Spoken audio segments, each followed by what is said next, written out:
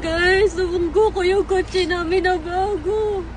Hindi ko naman alam. Ikaw kasi. Huwag na tayong manisi. Importante safe tayo. Wala naman. Ano nangyari sa sasakyan? Suga pala, asin. Wala nasira.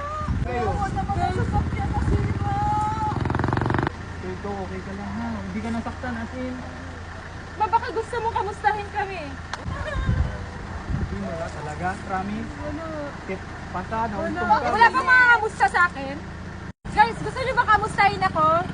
Kamustahin niyo ako. Okay lang ako, guys. Okay lang naman. Wala naman akong sugat. Wala naman. Wala, pati yung likod. Uy, babae, magsorry ka naman dun sa kambal mo.